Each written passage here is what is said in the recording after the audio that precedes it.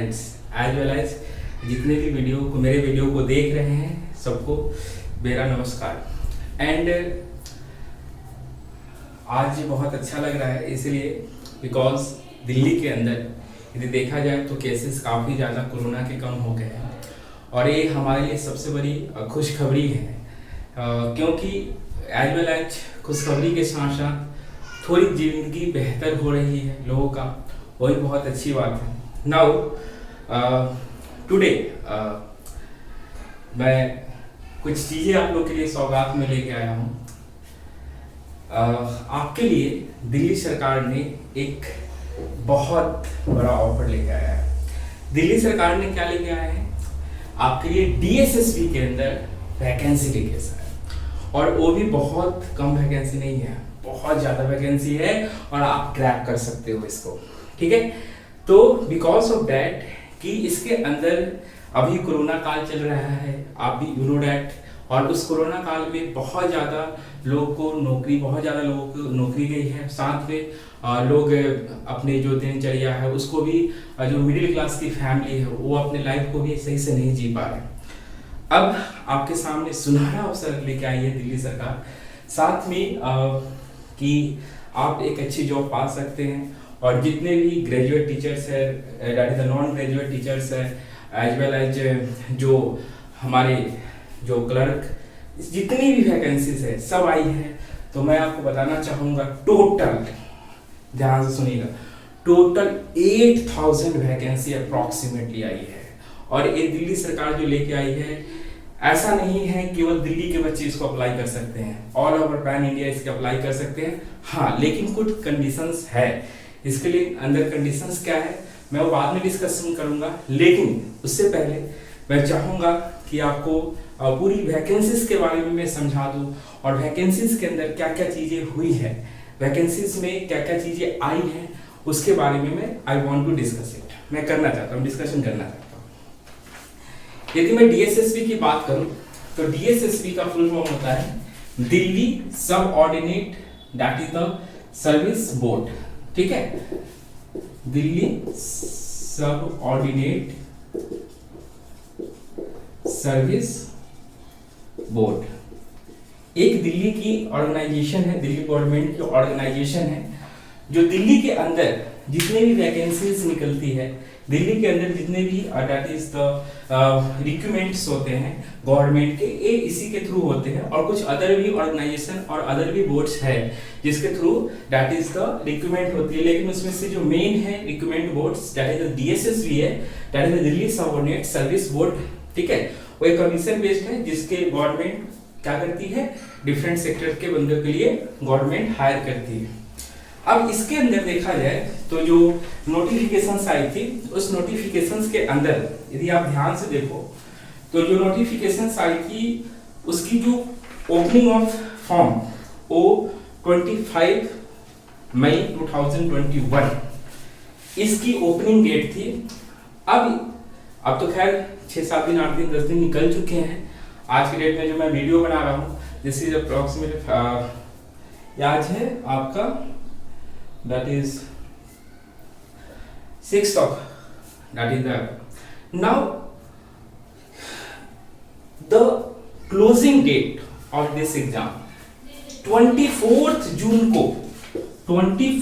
जून को ये एग्जाम की दैट इज द ये जो एप्लीकेशन फॉर्म की जो डेट है वो 24th जून को खत्म हो जाएगी। पहली बात आपको इस चीज को ध्यान में रखना है। आज का देख लो, आज 7th है 8th करते करते आपके पास 15 से 16 दिन का टाइम बचा हुआ है एंड यू कैन जल्दी फास्टली आप क्या काम करोगे, फॉर्म फिल करोगे। पहली दूसरी बात ये आती है कि इस सेक्टर्स में कौन कौन से डिपार्टमेंट से आए हैं आपके पास, दैट इज द फॉर्म। यदि मैं काउंट करूं टोटल 16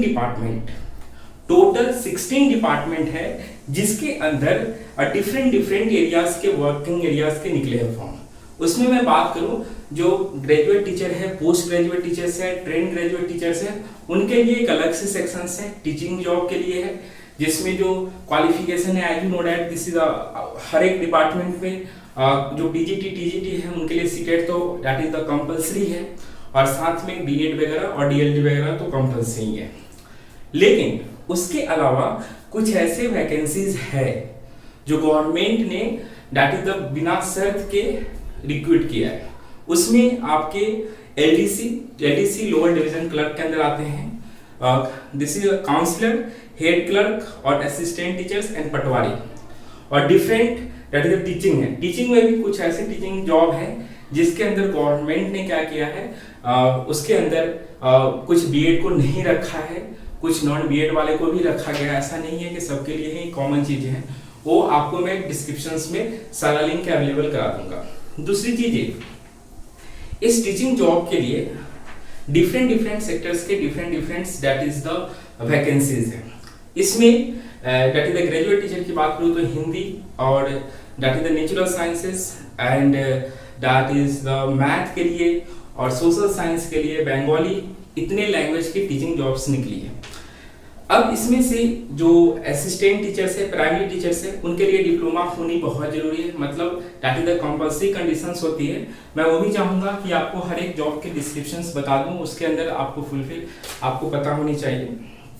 तो उसमें मैं बात करूं तो उसके अंदर यदि दैट इज द टीचिंग की जॉब की बात करूं तो टीचिंग जॉब्स के अंदर जो आपके पास आई है that is the educational qualifications में आप ग्रेजुएट ट्रेंड ग्रेजुएट टीचर्स हैं तो ऑलरेडी ग्रेजुएट होंगे, सीटेट होंगे और साथ में दैट इज द डिफरेंट जो आपके पास है बीएड का और सीटेट का जो नंबर है स्कोरिंग, वो भी आपके पास होनी चाहिए।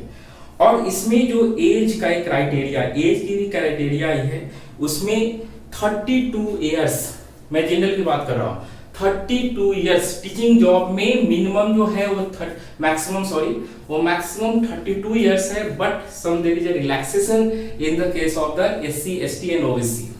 एससी एसटी ओबीसी के केस में सम रिलैक्सेशन है। एससी एसटी वालों के लिए 5 इयर्स का रिलैक्सेशन है, ओबीसी वाले के लिए 3 ईयर का रिलैक्सेशन, यानी 35 इयर्स ओबीसी वाले कर सकते हैं और साथ में एससी एसटी वाली जो है वो 5 ईयर यानी 37 इयर्स तक वो इस जॉब के लिए एप्लीकेबल होंगे टीचिंग जॉब के लिए।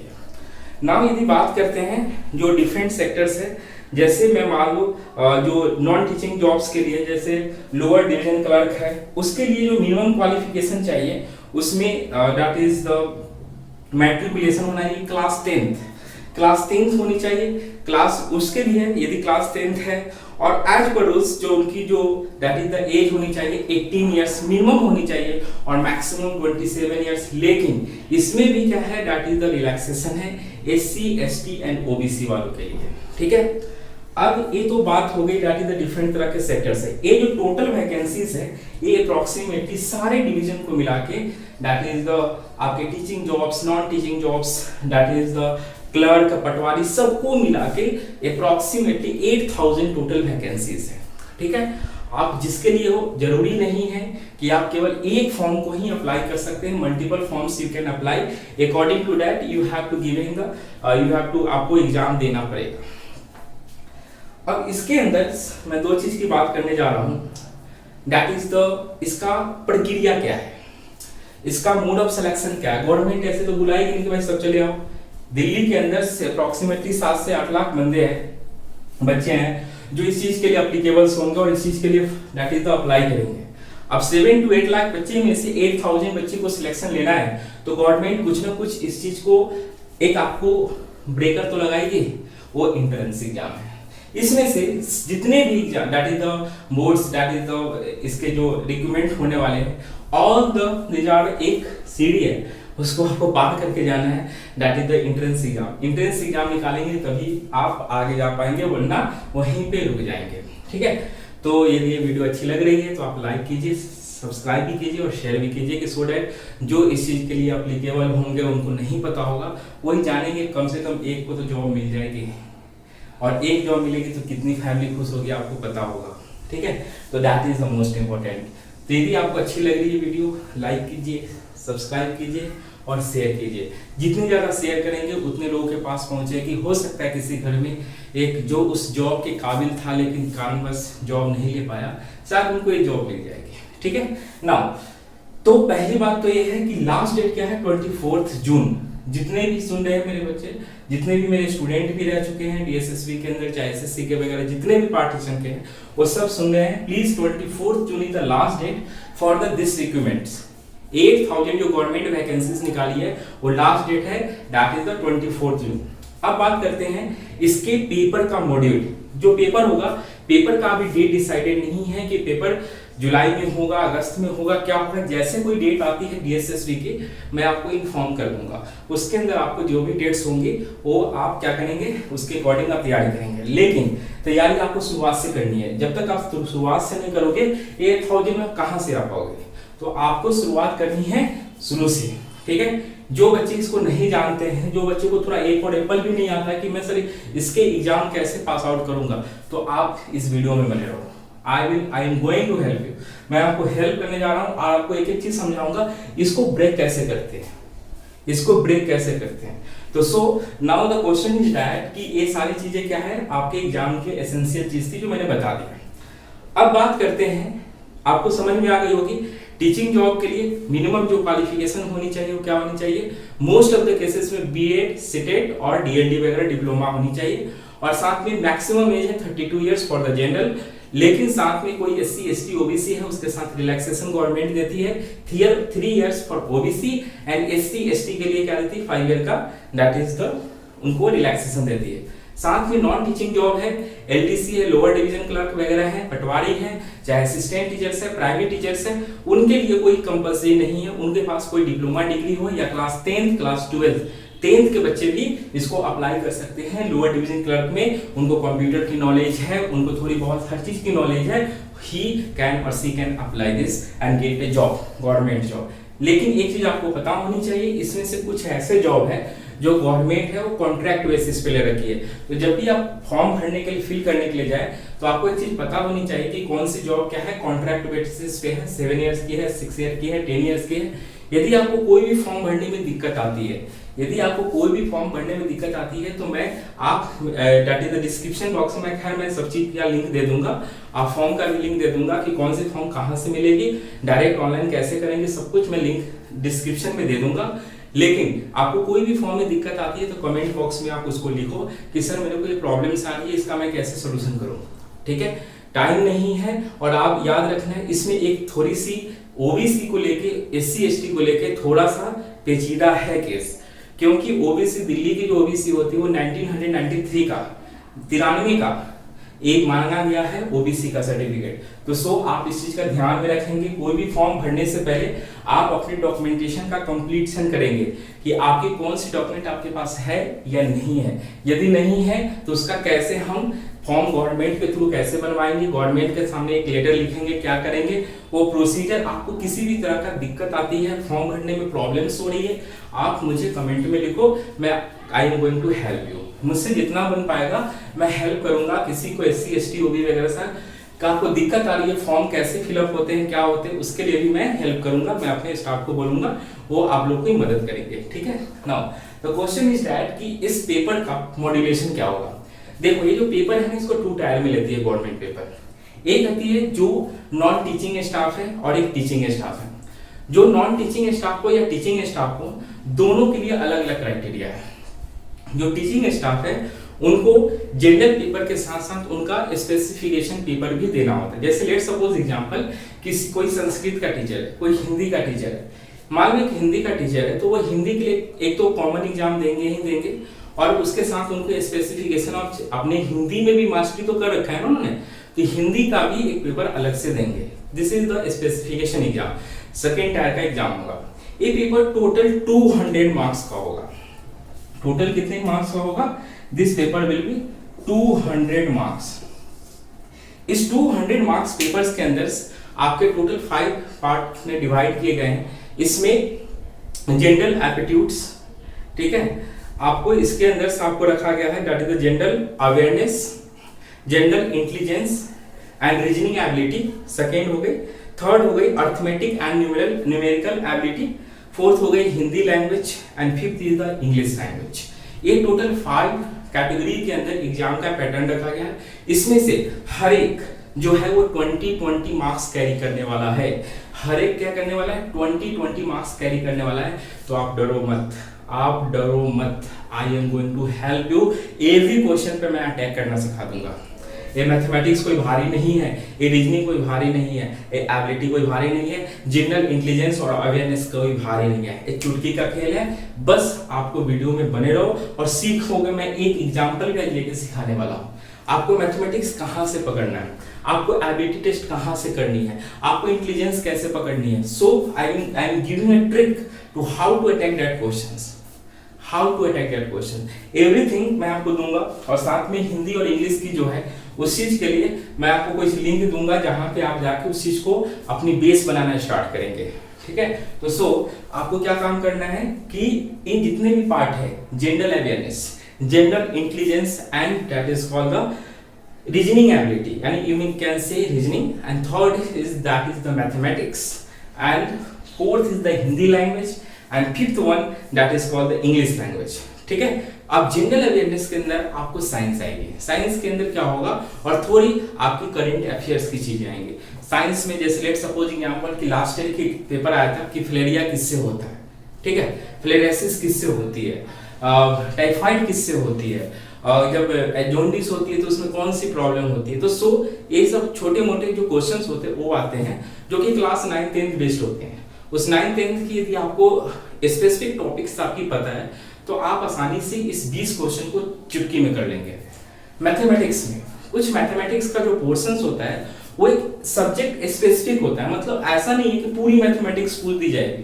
भाई 20 क्वेश्चन पूछना है तो 20 क्वेश्चन एक स्पेसिफिक पैटर्न पे पूछी जाएगी ना, ऐसा नहीं है कि किसी भी टॉपिक से उठाएंगे कुछ पूछ देंगे, ऐसा नहीं होता। हर एक चीज का एक कंटेंट क्रिएट होता है। आप पीडीएफ में मैं जो शेयर करूंगा आप उसमें भी जाके देखना, पूरा एक कंटेंट दे रखा है कि इस पार्ट से क्वेश्चन पूछा जाएगा। तो उसके अंदर आपके डायरेक्ट लीनियर इक्वेशंस है कुछ, ठीक है, उसके अंदर से क्वाड्रेटिक इक्वेशन है, परसेंटेज है, तो इस तरह का क्वेश्चन है, डिस्टेंस टाइम पे क्वेश्चन है। तो इस सारे क्वेश्चंस में आपको हेल्प करने वाला हूं और आपको बताने वाला हूं। और ये ज्यादा नहीं, मेरी कुछ क्लासेस लगेंगी, मैं सारा वीडियो लेक्चर्स ध्यान से सुना, मैं एवरी सब्जेक्ट का आपको एक टाइम रिक्रूट करके धीरे धीरे करके जब तक ये मई जून चल रहा है उसमें मैं सारी वीडियोस हर एक लेक्चर का, जनरल अवेयरनेस का, जनरल इंटेलिजेंस का, मैथमेटिक्स का, इन तीनों का आपका मैं वीडियो अपलोड कर दूंगा। जितने भी वीडियो बनने वाले हैं 10 बने, 15 बने, 20 बने, आप उन सारे वीडियो को देख के जाना और देखना that is the everything will be okay. और जो बच्चे जो other that is the NEET में है, आईआईटी में, उनके लिए बाबू आपको मैं अलग से करके दूंगा, वो इसके लिए आप टेंशन न लीजिए। जो मेडिकल इंजीनियरिंग और इसके वाले स्टूडेंट मेरे हैं वो एक अलग है, एक हमारे जनरल कॉम्पिटिटर हैं जो एसएससी वगैरह की तैयारी कर रहे होंगे, चाहे आईटी वगैरह की तैयारी कर रहे होंगे, उनके लिए, ठीक है। अब क्लास 9 10 सारे बच्चे के लिए नो डाउट उनका बेस यही है, लेकिन खैर वो अभी उस एज पे नहीं पहुंचे कि इस चीज को हैंडल कर पाए, ठीक है। तो 9 10 के लिए एक अलग चीज है। तो आप ध्यान रखेंगे कि लास्ट डेट क्या है, 24 जून है। अगली चीज है गवर्नमेंट इसके अंदर हर एक तरीके से पैकेज देती है, ऐसा नहीं है कि गवर्नमेंट का एक लो पैकेज है, सब में अच्छी पैकेज दे रखी है गवर्नमेंट ने। तो आपको क्या काम करना है, 24 जून से पहले तो आपको फॉर्म भरना है। क्लास 9 10 की जो मैथमेटिक्स का पोर्शन है, जो 11th और 12th के जो ये जो 4 क्लासेस है 9 10 11 12, उसमें कुछ ऐसे ऐसे क्वेश्चन होते हैं जो कभी भी पूछे जा सकते हैं, वो कॉमन सी क्वेश्चंस होती है। तो उसके लिए जनरल साइंस, जनरल मैथ मैं आपको हेल्प करने वाला हूँ, आप टेंशन न लो। इसमें आपको क्या करने वाले, मैं मैथमेटिक्स की सारी लेक्चर्स अपलोड कर दूंगा कि कौन सा क्वेश्चन कैसे होता है। लेट सपोज एग्जांपल मैं क्वेश्चन का आपको देता हूँ, लास्ट ईयर क्वाड्रेटिक इक्वेशन का क्वेश्चन आया था, मैं एक हिंट दे रहा हूं जस्ट, उसमें क्वेश्चन आया था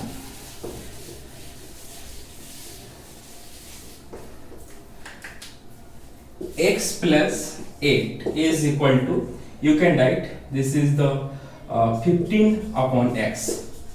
x की वैल्यू कितनी होगी, x की वैल्यू कितनी होगी, एक क्वेश्चन आ रखी है, how will decide. This is simple question. बहुत सारे बच्चे इसको आसानी से करने की कोशिश मत करना, एक क्वाड्रेटिक इक्वेशन है, this is a quadratic equation. तो आप जब इसको सॉल्व करोगे ना तो x से इसको पूरे को मल्टीप्लाई करो, x plus 8 into x is equal to 15, x square plus 8x minus 15 is equal to 0। This is the quadratic equation. अब क्वाड्रेटिक इक्वेशंस क्या कहती है कि जो 8x है आप इसको क्या करो, पहले तो मल्टीप्लाई करो। आपको बीच का टर्म ऐसे स्प्लिट करना होता है कि आपको -15 हो जाए मल्टीप्लाई करने के बाद, और बीच में एडिशन या सब्ट्रैक्शन करने के बाद 8 हो जाए। मैं ट्रिक सब बताऊंगा। तो सो आप देखोगे x², और इसको मुझे बताओ आप क्या लिख सकते हो, -3x -5x, ठीक है। तो सो देखो इस दोनों टर्म को आप मुझे एक चीज बताओ, इतना करोगे तो आपको 8x आएगा कि -8x आएगा? सिंपल सी लॉजिक बताओ, क्या आने वाला है? हाउ दिस विल बिकम, कैसे आएगा बताओ मुझे। यहाँ पे -5x आएगा कि 3x आएगा?